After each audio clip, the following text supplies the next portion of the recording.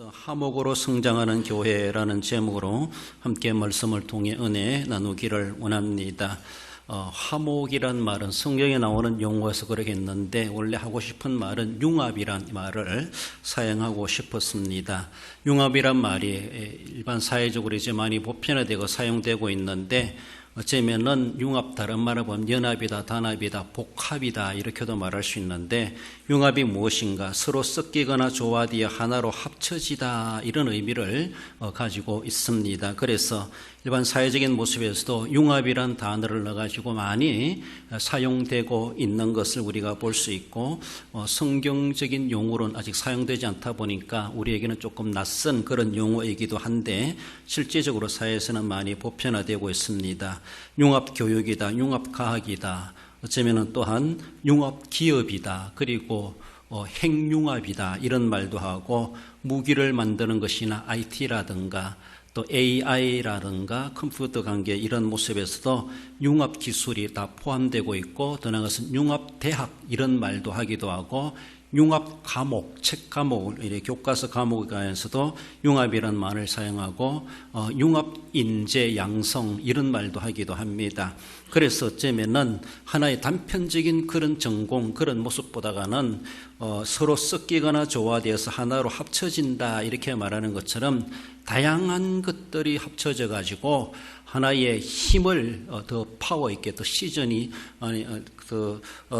시너지 효과를 나타내는 상승 효과를 나타내는 그런 힘을 2배, 3배 나타낼 수 있도록 그렇게 융합 기술을 동원해 가지고 모든 인문학이나 또한 일반 자연과학에서도 이런 것들이 사용되고 있는 것을 볼 수가 있습니다. 뭔가 좀 엉뚱한 것 같고 조화되지 못할 것 같음에도 불구하고 그것이 하나로 섞어가지고 하나의 조화를 이룬다라는 겁니다. 조화되지 못할 것들로 섞어 놓으면 더러 문제가 될 수가 있겠지만은 그러나 엉뚱한 것 같지만 섞어 놓아가지고 하나를 조화를 이룰 수 있게 하는 그래서 하나로 합쳐지게 해서 그 힘을 2배, 3배, 100배 이상의 능력을 발휘하게 하는 것을 그런 기술을 또한 융합 기술이다 이런 모습으로도 사용되고 있고 다방면으로 그렇게 이 말이 적용되고 사용되는 것을 볼 수 있습니다. 그렇습니다. 우리의 성경적으로 보면 화목한다 이렇게 말할 수가 있죠. 한 가지 종류를 가지고 화목한다 그렇게 말하지 않습니다.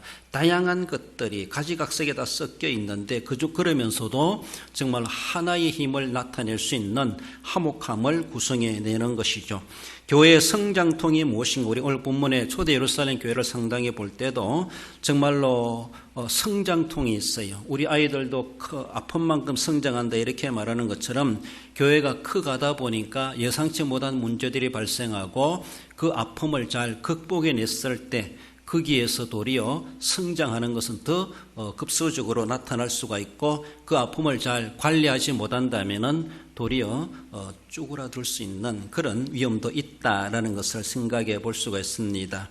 화목과 성장의 매개체로 바라볼 때 우리 교회도 임직식을 앞두고 있습니다만은 지금까지 전통적으로 역사적으로 잘 이루어져 왔다 할지라도 또 새로운 사람들이 영입되고 들어오는 그런 가운데서 얼마나 그것이 화목하게 조화를 이루어가는가 융합의 능력을 발휘해 갈 수 있는가 이런 것들도 상당히 중요합니다. 그런 이들로 인하여서 더 새로워질 수 있는가 하면은 더 안 좋아질 수도 있는 그런 여지도 남아 있다는 것을 우리는 늘 생각해 보며 그래서 임직직을 앞두고 기도하고 임직자들을 위해서 기도하고 이 모든 것들이 교회에 덕이 되고 유익이 되고 본인에게도 은혜가 되고 교회의 성장에 또 중요한 그런 매개체가 될 수 있도록 우리는 해 갈 수 있어야 할 것입니다.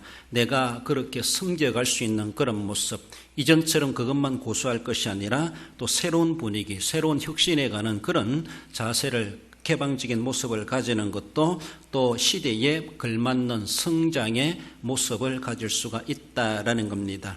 한마디로 다양한 것들이 섞여져 가지고 화목으로 성장해가는 교회가 되어야 되는데 본문으로 돌아와서 생각해 볼 때 먼저는 다양성을 극복해야 될 것을 말씀하십니다. 본문 1절에 보면은 그때 제자가 더 많아졌는데 헬라파 유대인들이 히브리파 사람을 원망하니 본문에서 히브리파가 있고 헬라파가 있습니다.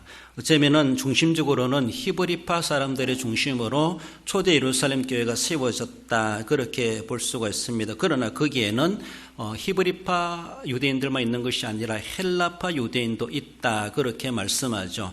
이 파가 생겨나는 것이 어쩔 수 없는데, 히브리파 유대인이라고 하는 것은 그들은 이스라엘 가나안 본토에서 태어나서 지금까지 살아오면서 초대 예루살렘 교회를 이루는 그런 속된 말로 토백이 유대인들, 그들을 가리켜서 히브리파, 그렇게 말합니다. 그러나 헬라파라고 하는 것은 그들은 외지에 살다가 국경 넘어 이방 땅에 살다가 다시 본토에 돌아와 가지고 그들도 다 혈통적으로는 유대인이죠. 그러다 보니까 헬라 문화를 경험했던 사람이다, 이렇게 말할 수가 있습니다. 전통적으로 이 고향에 계속 살아가는 사람만이 아니라 외지에서 들어온 사람들이다, 같은 유대인인데, 그래서 그들을 헬라파 유대인, 그렇게 말하고 있습니다. 어쩌면 중심적이고 주축은 히브리파 사람일지 모르지만은 또 교회가 부흥되고 사람들이 모여들다 보니까 헬라파 유대인들도 많이 들어오게 되어서 돌아와서 교회 안에서마저도 히브리파와 헬라파가 구분되는 그런 모습, 그리고 뭐라 그럴까요? 기존적인 그런 모습에서 자기의 원래 자리를 갖고 있는 히브리파 사람들, 이런 사람들은 자기는 기득권이 있죠. 자기들 중심으로 교회가 세워졌고, 그리고 교회가 부흥되다 보니까 헬라파 유대인들도 들어오게 되었습니다. 이다 보니까 히브리파 중심으로 교회가 운영되다 보니까 외지에서 들어온 헬라파 사람들이 조금 소외감을 느끼게 되었다는 것이죠. 그들에게까지 다 손이 미치지 못해가지고 사람이 많다 보니까 그 헬라파 사람들이 불평불만이 늘어나게 되었습니다. 같은 교회 다니고 같은 교인인데 왜 우리를 소외하느냐, 왜 우리는 거기에 함께 끼어주지 않느냐, 이런 모습들로서 여러 가지 혜택을 받는 일에 대해서 불평을 늘어놓게 되는 것입니다. 사람이 많고 모이다 보니까 여러 가지 가지각색의 모습들이 나타나고 다양한 성격들, 다양한 형편사정이 있기도 합니다. 그렇습니다. 우리도 이렇게 수십 명이 모인 가운데 여러분들 의견 다 들으려고 하면 끝도 없을 거예요. 그렇잖아요? 다 한마디씩 다 한다라면 그걸 어떻게 다 통일적으로 만들어갈 수 있겠습니까? 똑같이 뭔가 균등하게 한다 할지라도 또 뭔가 불평, 불만, 뭔가 좀 소외감을 느낀다든가 나는 조금 억울하다, 이렇게 느끼는 사람이 우리 인간 사회는 다 있을 수가 있습니다. 사람이다 보니까 공정하게, 공평하게, 균등하게 다 하지 못할 수가 있어요. 하려고 한다고 하지만은 그만큼 수학적으로 정말로 딱 계산 맞게 그렇게 한다고 하는 것이 쉽지 않다라는 것을 우리는 생각해 보며, 그런 모습이 있을 때도 은혜로 감수해 가고 서로가 양보하고 그렇게 또 참아줄 수 있다라면은 더욱 아름다운 모습인데, 사실 그런 것도 한두 번이지 반복되다 보면은 이제 폭발하게 돼요. 그래서 불만을 토하게 되고 이의를 제기하게 되고 뭔가 갈등과 분쟁의 소지도 생겨날 수가 있다라는 것을 볼 수가 있습니다. 이러한 모습에서 교회가 성장하지 않고 자기들끼리만 있으면은 문제가 되지 않습니다. 우리 교회도 마찬가지. 만약에 여러분들이 혁신도시 여기 한 50명 같이 돌아서 예배 드린다고 생각해 보세요. 낯선 사람들이. 우리가 터줏대감인데 라고 하며 이런 기득권, 이것을 우리는 내세울 수 있어요. 당장 우리가 공동회 투표해 보면 딱 선이 그어지잖아요. 왜 그런지 모르겠어요. 그런 모습에서 대부분 색깔이 딱 드러나고 줄 세우는 것이 딱 드러나고 있습니다. 그러니까 이런 모습에서 인간 사회라는 것이 불합리한 이런 모습들이 없잖아 있습니다. 인간 사회다 보니까 그렇습니다. 그런 것들을 이해해야 되고 할 수 있으면 그리스도 안에서 그런 것들이 그런 인간의 그런 격이나 선들이 없어져야 되는데 없어지지 못하고 아마니 어쩌면 그런 것들이 평소엔 보이지 않다 할지라도 딱 결정적인 순간에는 그런 것들이 딱 돌출적으로 드러나는 이런 모습이 공동체의 덕이 되지 못하고 도리어 많은 아픔을 야기되게 되는 그런 일들이 생기기도 한다라는 겁니다.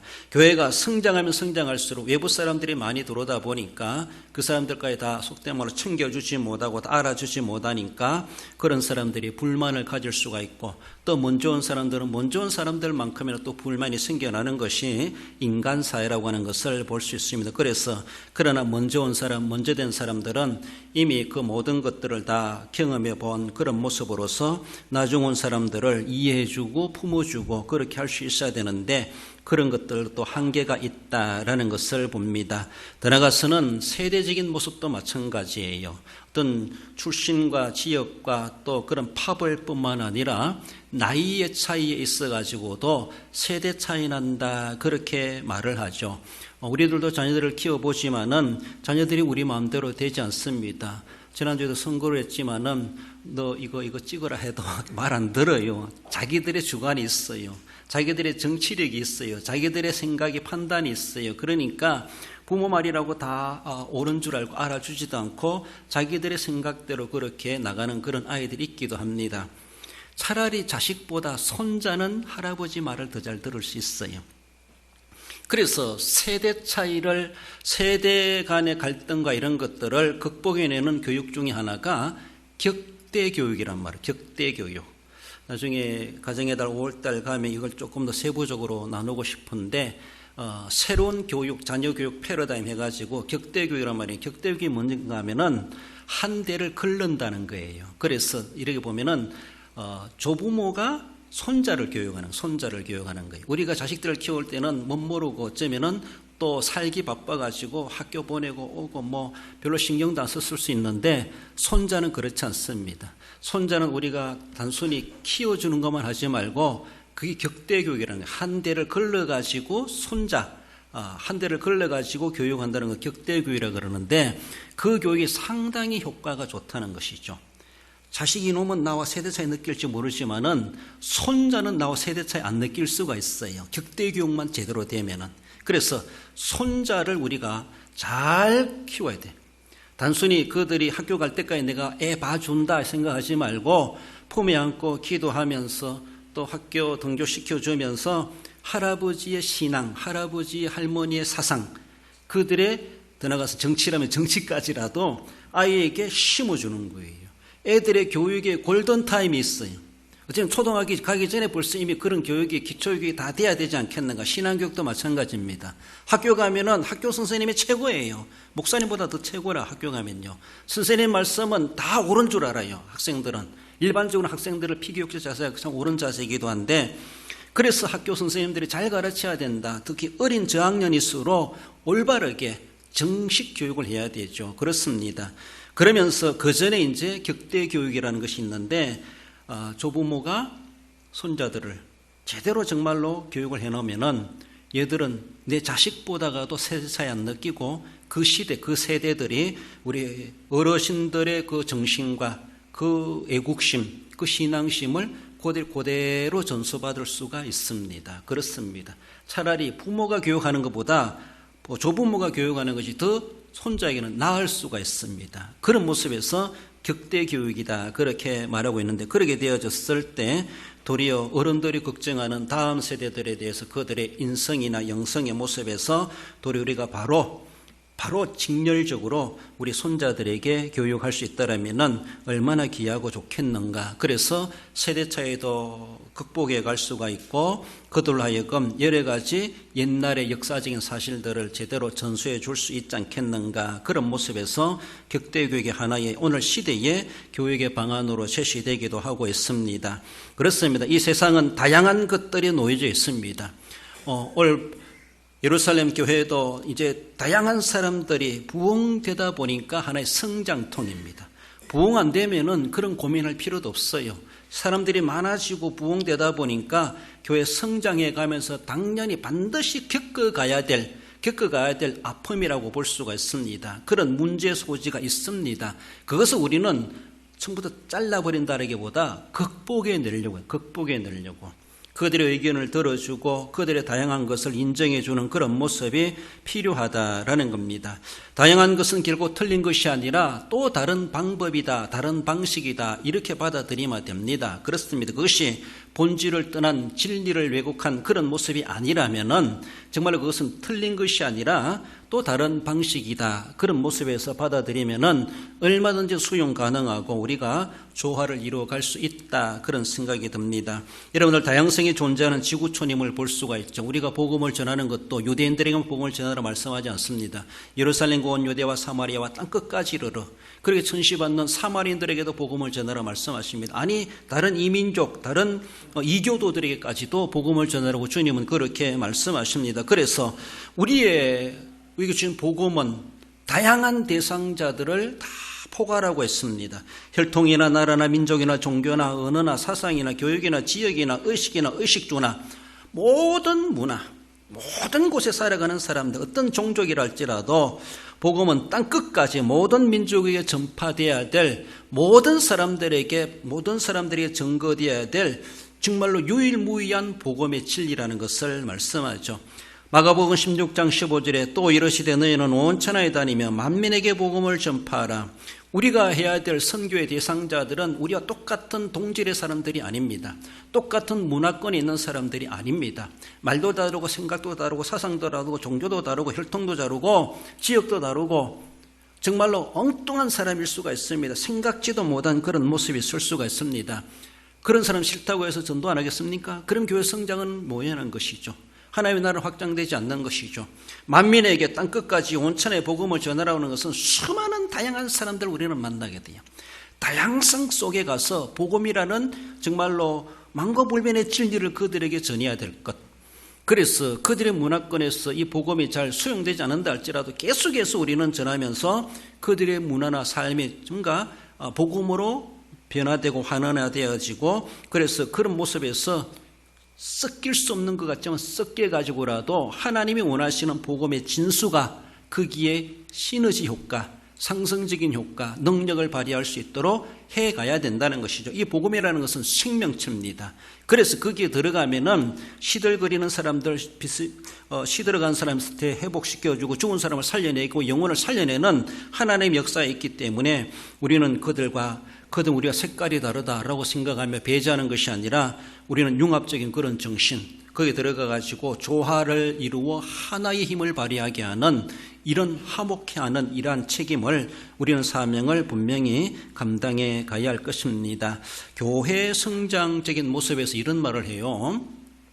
교회가 성장하는데 중요한 인프라가 뭔가 하면은 일단은 사람이 있어야 돼. 주변에. 그렇죠? 전도할 사람이 있어야 돼. 삭막한 광야의 산속에 예배당 지으라 말하지 않습니다. 물론 거기도 사람들이 찾아가면 되겠죠. 일단은 교회는 세상 속으로 가야 돼요. 인간, 사람을 대상으로 하고 있습니다. 사람을. 그래서 사람 구원을 위한 것이에요. 집에서 기르는 가축들 구원하라 말하지 않습니다. 사람이 있어야 돼요. 더 나아가서는 교회 성장에 대한 시설적 인프라가 구축돼야 돼. 인프라가. 교회를 만약에 저 산꼭대기 지놓으면요 가고 싶어도 못 갑니다. 힘든 사람들 다리 아파서도 못 가고 교통편이 안 돼도 그렇고 그래서 접근성이 좋아야 된다. 찾아가기 좋아야 된다. 이런 말도 하기도 합니다.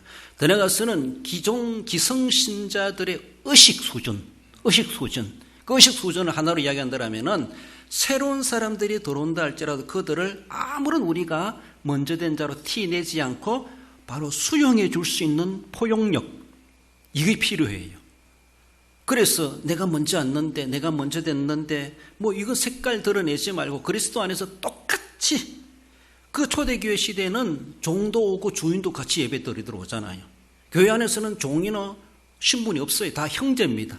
밖에 나가서는 주인이고 종이 될 수가 있겠지만은 그러나 교회 안에서는 모두가 다 형제요 이렇게 부르는 거예요. 그것처럼 그리스도 안에서 형제된 가운데 내가 먼저 왔다고 나중에 왔다고 그 사람을 자꾸 뒷정도로 여기고 소외시킨다는 것은 기성교인들 때문에 교회 성장이 가로막힌다는 거예요. 문턱이 높아진다는 거예요.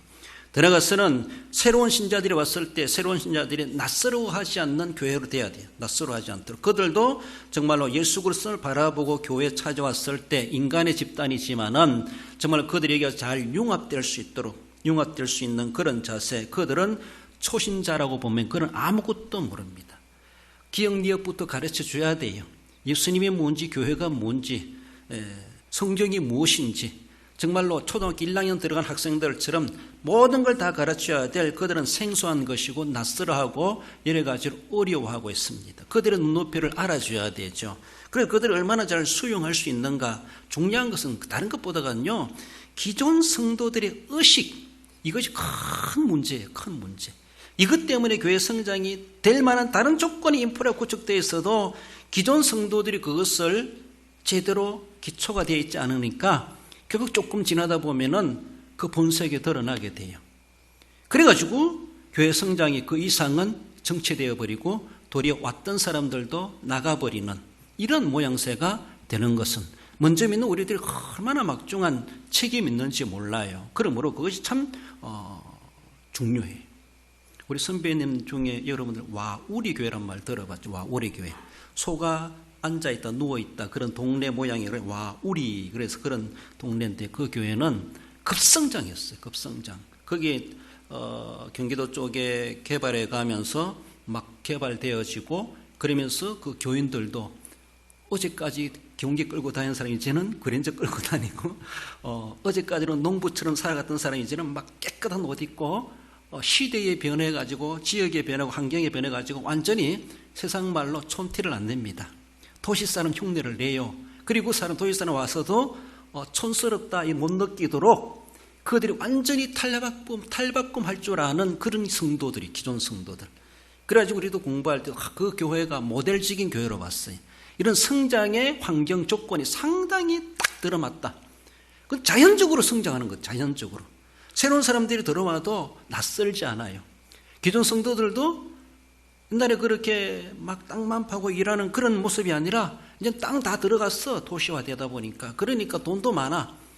그러니까 경운기 안 타고 이제는 좋은 차 타고 다니면서 이전에 촌 모습 드러내지 않고 촌티 안 내고 그리고 싸구리 이런 거 안 하고 막 도시 사람처럼 같이 어울릴 줄 알고 이러니까 도시 사람들이 와서도 이주에 와서도 전혀 낯설지 않는 이미 그런 내적인 인프라가 구축되어 있다 보니까 교회가 막 성장해가는 그런 모습, 성장해가는 모습. 우리 혁신도시가 생기면서 용전 저짝으로 교회가 막 부흥되게 하는 것처럼 저런 현상이 나타난 거예요. 거기에 사회적인 변화에 발맞춰가지고 교회가 하나 시골교회 있음에도 불구하고 변두리 교회 있는데 불구하고 사회적 개발되고 사람들이 모여들다 보니까 교회는 그것을 다 수용할 수 있는 내적으로 준비되어 있었다는 것이죠. 내적으로. 그래서 우리도 보면은 우리 교회 혁신 아닌 도심을 먹은 사람들이 10명만 딱 들어온다 할지라도 우리가 그들을 감당해낼 수 있겠는가? 저도 이런 생각을 해봐요. 우리는 너무나도 욕이 있다 보니까 더 이상은 수용하는 게 좀 우리가 한계가 있고 그들의 말과 그들의 사고를 우리가 다 수용하지 못하는 우리가 담을 수 없는 그릇, 우리보다 더 큰 그릇처럼 우리가 그릇이 작다 보니까 그래 그들이 와가지고 뭔가 불평을 가지게 되고 그래서 고민을 하게 되죠. 내가 이 교회 계속 나가야 되나? 이런 생각을 하게 되고 왔다가도 적응하지 못하고 가버리는 그런 모습들. 그러나 예루살렘 교회는 이렇게 히브리파 중심으로 시작됐다 할지라도 헬라파 유대인들이 들어왔을 때 갈등이 있었다는 것을 사도들은 직감하게 되죠. 그래서 그 방안으로 이제 일들을 이루어 가시는 것을 보는데 일단은 다양성이 있다는 것을 우리는 인정해야 되고 그 다양성을 어쩌면은 문제시하지 말고 극복해 가려고 하는 그런 자세가 필요하다라는 겁니다.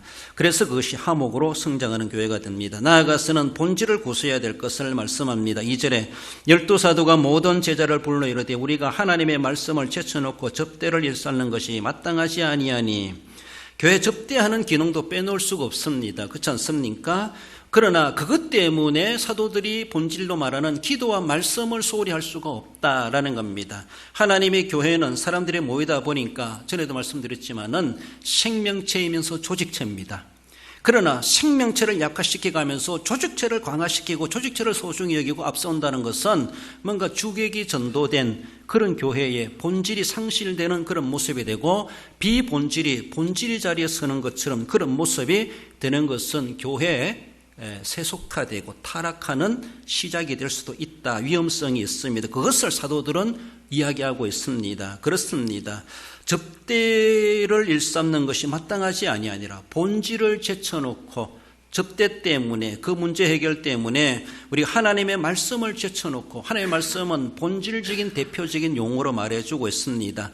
그 본질을 잘 지켜가며 고수해가면서 또 상황적으로 일어난 일들을 잘 수습해 가는 것이 필요하다라는 겁니다. 접대보다가도 기도와 말씀 사이가 더 소중하다는 것을 사도들은 너무나 잘 알고 있습니다. 그것을 잘 분별하고 있죠.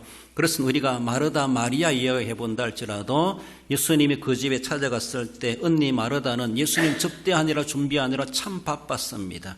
그러나 마리아는 예수님의 발치에 앉아가시고 예수님의 말씀을 귀담아 듣는 그런 모습에서 마르다가 불평을 갖게 되죠. 내 바쁜 줄 알지 못하고 저 녀석은 예수님 발치에 앉아가지고 저렇게 나를 돕지도 않는다, 이렇게 불평을 하게 되죠. 그러나 예수님은 마리아를 도리어 달래지 않습니까? 누가복음 10장 42절에 몇 가지만 하든지 혹은 한 가지만이라 족하니라. 마리아는 이 좋은 편을 택하였으니 빼앗기지 아니하리라 하시니라. 그렇습니다.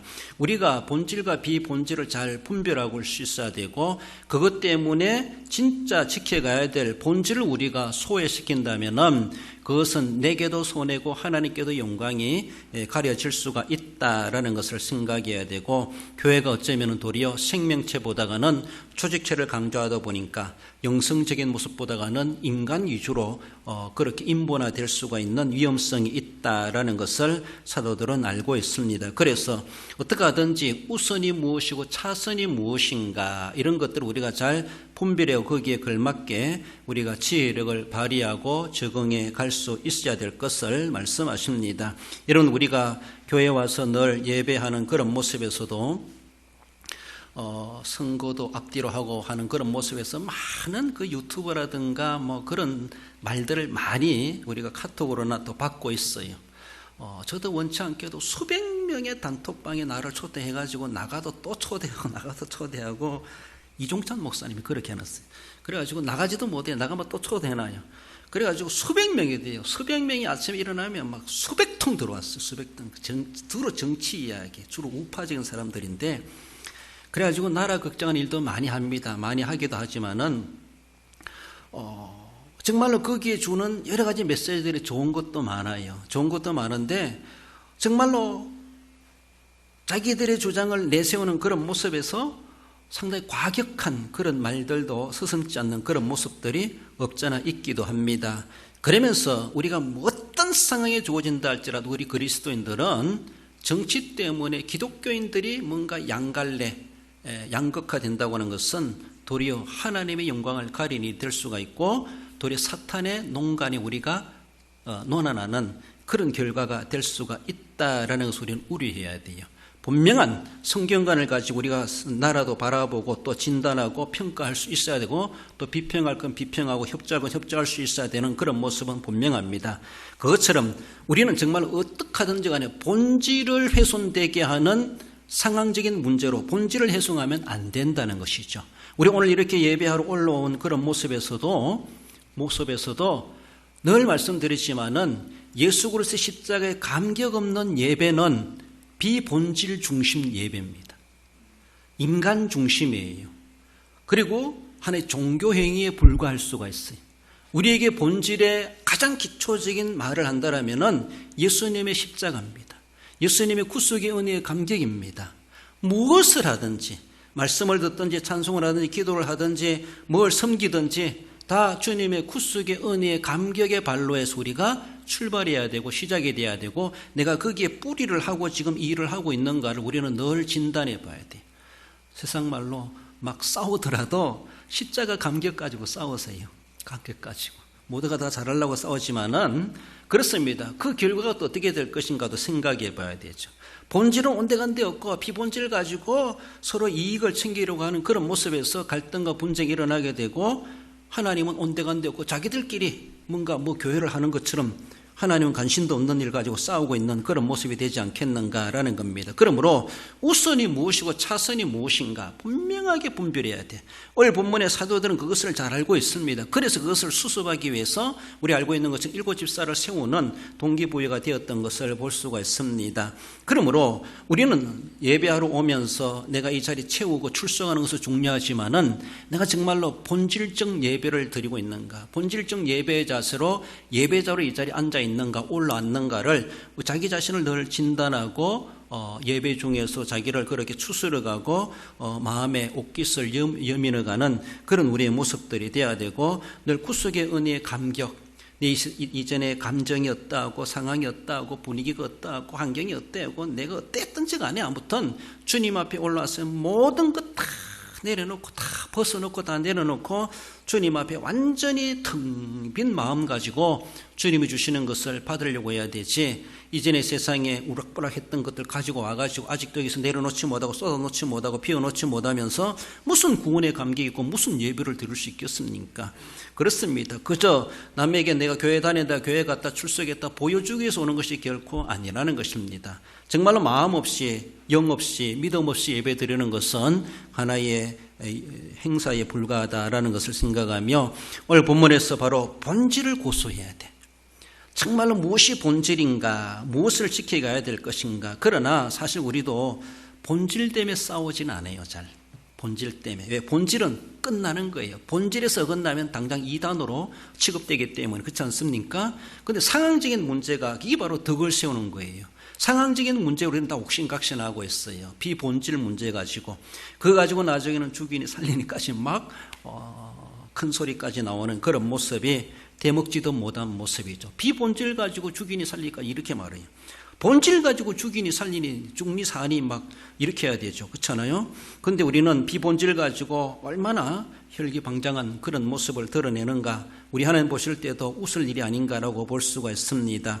사도들은 바로 초대교회 예루살렘 교회가 부흥성장해 가면서 본질적인 문제와 비본질 문제가 지금 상충하고 있구나 라고 하면서, 비본질적인 문제로 교회가 시끄러지면은 본질적인 문제까지도 흠집이 생겨날 수가 있고 제대로 이것이 본질적인 기능을 발휘하지 못할 위험이 있다는 것을 사도들은 알게 됩니다. 그래서 그들에게 말씀하시는 것은 우리가 하나님의 말씀을 제쳐놓고 비본질적인 일로 우리가 얽매일 수가 없다. 우리는 이것을 분명하게 지켜가면서 일어나는 문제를 해결해 가야 된다.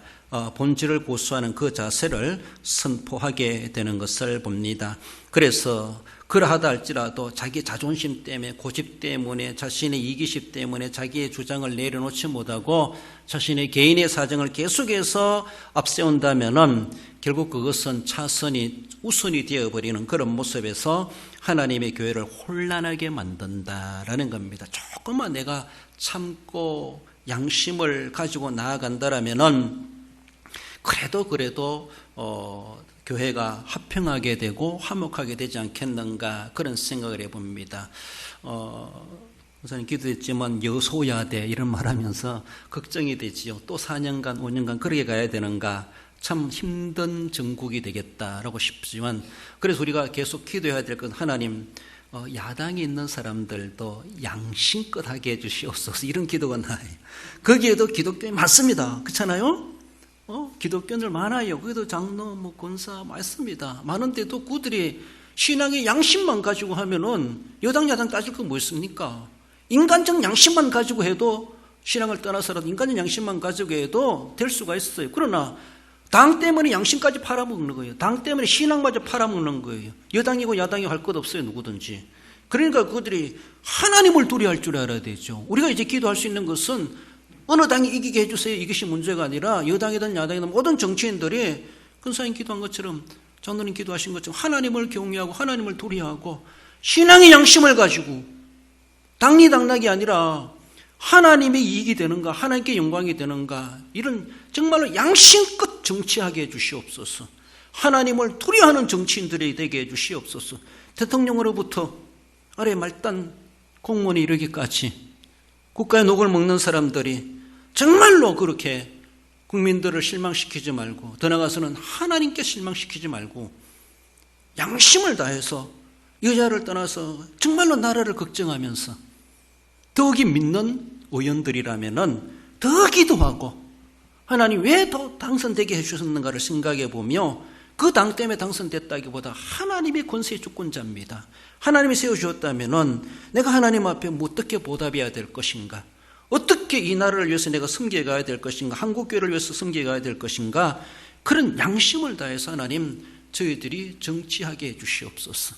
이 기도할 수밖에 없습니다. 그렇습니다. 본질을 훼손해 버리고 자기들의 이익과 자기들의 이기심을 내세운다고 하는 것은 망할 징조밖에 안 됩니다. 교회도 마찬가지예요. 본질을 약화시켜 버리고 비본질을 앞세운다고 하면 결국은 인문화 세속과 자유와 타락화되어 버리는 것이죠. 이것을 우려하면서 화목을 깰 수 있는 이런 문제가 생겨났을 때 사도들은 화목해 하는 문제를 해결해 가려고 하는 그러게 모습, 그래서 화목으로 성장해 갔던 예루살렘 교회를 봅니다. 나가서 마지막으로 화목으로 성장하는 교회는 화평케 하는 사명을 우리는 인식해야 될 것을 말씀합니다. 3절의 형제들아 너희 가운데서 성령과 지혜가 충만하여 칭찬받는 사람 7을 택하라. 우리가 이 일을 그들에게 맡기고. 그렇습니다. 사도들은 사도이기 때문에서라도 말씀과 기도에 전념하려고 애를 쓰고, 그리고 부수적으로 비본질적인 문제를 평신도 지도자들을 세우셔서 그들로 그것을 잘 분담하여서 사명을 감당하게 하고 그런 분쟁거리들을 화목하게 해결해 갈 수 있도록 그런 일꾼들을 세우자, 그렇게 제시했던 것을 봅니다. 초대 예루살렘 교회 입장에서 보면은 7집사를 세우는 목적의 동기부여가 바로 이런 문제가 있었다는 것이죠. 여러분들, 문제는 걱정할 것이 없어. 문제 때문에 거기에 대한 또 다른 좋은 방안이 생겨나는 거. 이것을 반동철학이다, 반동교육이다, 그렇게 말해요. 이쪽에서 뭔가 툭 튀어나오면 여기서 이것도 반박하는 게 나와요. 이 반박 나오면 또 반박이 나와요. 또 반박이 나와요. 이것이 이래서 철학이 발전해 가는 거예요. 이것이 교육이 발전해 가는 거예요.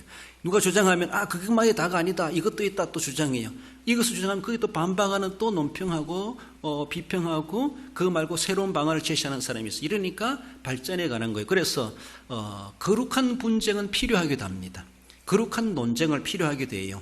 하나의 서로를 세워주고 발전해가는 그런 모습이었어. 그래서 교회 안이든 사회든 여야든 문제가 일어나는 것을 우리가 두려워하기보다 그것을 보면서 더 좋은 방안이 무엇이겠는가, 그것만이 끝이겠는가, 우리는 고민해 볼 때에 하나님의 지혜를 우리가 받을 때 더 좋은 방안을 제시해보고 더 업그레이드된, 더 성장된 모습을, 더 성숙된 시민의식을 나타낼 수가 있기도 합니다.